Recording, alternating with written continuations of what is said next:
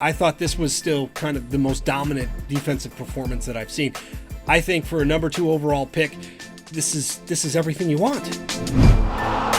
What's up, guys? Adam Kramer with the Game Day, ready for some winners and some losers and one to watch after week 14 of the NFL season. I can't believe it's week 14 already. To me, the winner was easy.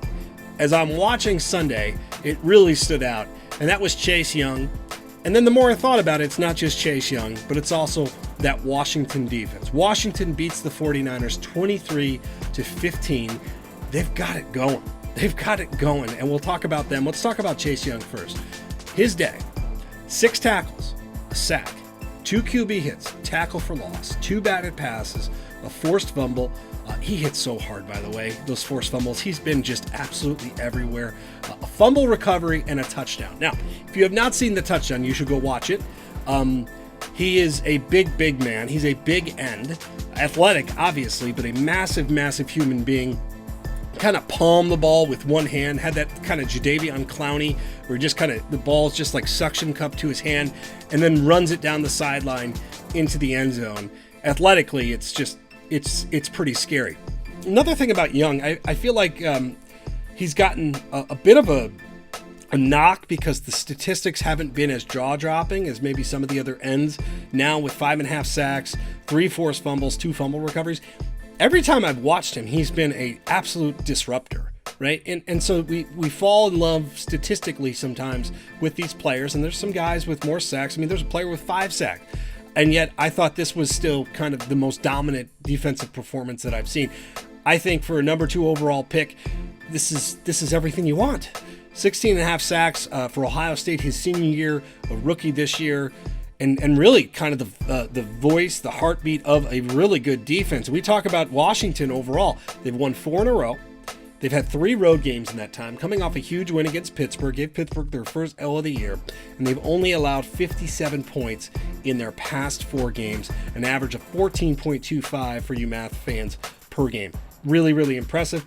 Biggest news, now 6-7, lead the NFC East with 3 games left. Long term, they got to figure out what they're going to do on offense. They've got a great wideout. They've got obviously to figure out long term what they're going to do at quarterback because Dwayne Haskins is most not likely it. And Alex Smith, who knows? But if they can get a quarterback and they can get some offense, this is a young defense with a ton of talent, has a ton of bite. I think the future is really bright for this group if they can figure out how exactly they're going to move the ball offensively because the defense looks lights out. All right, loser.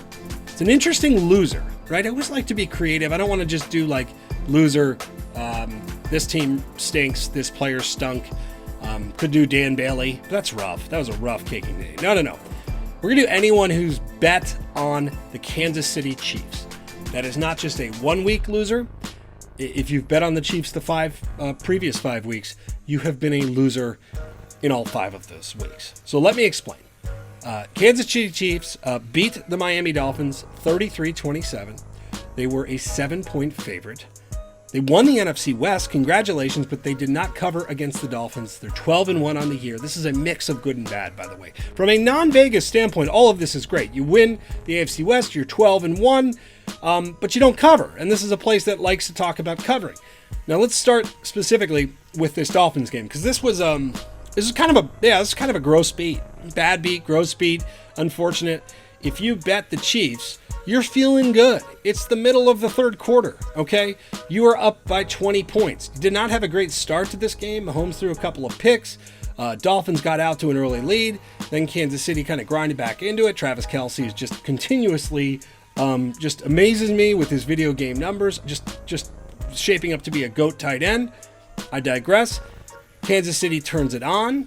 They're up 20 in the 3rd. They are up 9 points late in this game. 9 points. Miami is driving. There's 16 seconds left. It's a 2-score game. Brian Flores calls out the field goal kicker.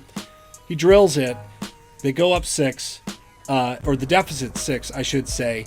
Miami covers despite losing by 6 and pretty much being down after that initial surge. And Mahomes, we just had to change his batteries out, and then he did his thing. So Kansas City loses against the spread again. Now 6-7 against the spread on the year. But here's what the past 5 weeks have looked like before this, right? So you have a loser here. Carolina Panthers. They won 33-31 as a 10-point favorite, so not even close. The Raiders won 35-31 as an 8-point favorite. At Tampa Bay, if you remember that game, they were up big, kind of similar to the Dolphins game. They win 27-24 as a 3.5-point favorite. And then the Broncos, they were a 13-point favorite, and they win 22-16. So what does this say? As a team, we've talked about it on the podcast, I think the Chiefs are kind of interesting. And I'm conflicted now. Are they disinterested a bit in games? That's no knock. The Dolphins have pretty good defense, played well, intercepted Mahomes. Are they, what's this team going to look like in the playoffs? Because they're playing with fire a little bit, and yet there's confidence, and there's Mahomes, and there's Andy Reid, and how will that translate in the playoffs? Or is this going to be what they do, just kind of quote-unquote grind out these wins? Who cares about Vegas if you're the Chiefs, except for, people that are watching this that are begrudgingly accepting the loss, and move on? I'm very, very interested. I think the Chiefs are a really fascinating team to watch as we progress, and certainly in the playoffs. But lately, just not covering the numbers. It's going to be basically 6 weeks by the time they play again, where they have time can win a game for the spread for the first time in a while. Still not bad, though. That Mahomes guy, he's okay. Even with a couple interceptions, he's okay. Last one, a little bit near and dear to me. One to watch, Jalen Hurts. Let me just start by saying I've watched probably more starts of Hurts live in college than maybe any other quarterback, really, now. Covered Alabama quite a bit, covered Hurts a lot in the playoffs, talked to him over time. Really interesting, thoughtful dude, guarded, and I mean that in the best possible way. Well, he gets a win replacing Carson Wentz, 24-21 over the Saints. The numbers are good. I mean, he had a great first half. 17 of 30, 167 yards, a touchdown, and then 106 rushing yards in his debut. First half had 129 passing yards, second half 38. Did have a fumble, but I think of all the stats when you were looking at this game, and the thing that probably drove Eagles fans the craziest, so there's a lot with Wentz, some of those throws, yikes, but 0 sacks. That's really important. And he's going to give you that right away. So he steps in. He's still a little bit raw, right? He's obviously inexperienced. It's not like they have the best weapons either. You're not going into the Chiefs' offense. It's not to say they don't have some dudes, but they don't have a ton of dudes. Let's just be real here. I just think Hurts is a fascinating situation, and I'm curious to see what the Eagles do short-term, long-term. Now, you pick this guy in the second round, pick 53 overall. At the time of that pick, I think there was some confusion as to why, and maybe this is why, although at the time I'd say it was a little bit of a shocker. When you look at Hurts' career, was good at Alabama, obviously won a lot of games, got to Oklahoma with Lincoln Riley, and clearly that was a place that developed him offensively a lot better. And look, Kyler Murray, Baker Mayfield, that's no surprise. He picked the right spot. He finished second in the Heisman to Joe Burrow.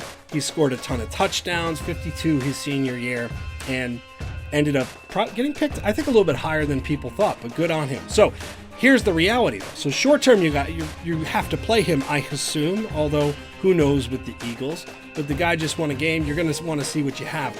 Long term is where this gets wild. Okay, so Carson Wentz is benched. Not the easiest sentence to say. I'm not going to try and say it 5 times fast. They signed him to a 4-year, $128 million extension in 2019 that hasn't even started yet. It hasn't even kicked in. It kicks in next year. It's nearly $70 million guaranteed. There's a huge cap hit next year. So you've got this rookie contract on a second-year deal that's going to be very cost-friendly. And then you've got Wentz, who, are you going to trade him? What are you going to do? And what does that mean for Hurts' future? I think a lot of that depends on what we see over the next couple of weeks, if you can move a guy like Wentz. But for Hurts in particular, I just want to see what we get out of him. I want to see how they use him in play calling. I want to see how much they let him run. I'm just excited for him. I want him to do well. I want him to be in the winners category. And I think as long as he protects the ball and as long as he can avoid the sacks and just those negative plays that have really crushed the Eagles, I think he could do well there, even if there's going to be some probably growing pains along the way. So looking forward for more of Jalen Hurts and just fascinated to see how the Eagles handle that. So with that, winners, losers, and one to watch. We're certainly going to keep an eye on him. Better keep an eye on Chase Young if you're trying to block him, because if you don't, you're in trouble. And we will talk to you guys next week. Before we head out, a reminder, check us out across social media at The Game Day. You could follow me at Kegs and Eggs. Check out the pod before you go to the window. You're going to want to hear what we have to say, even if you don't agree with us. Hopefully you have a few laughs and it's enjoyable for you guys, and let us know what you think. So with that, we will talk to you guys next week.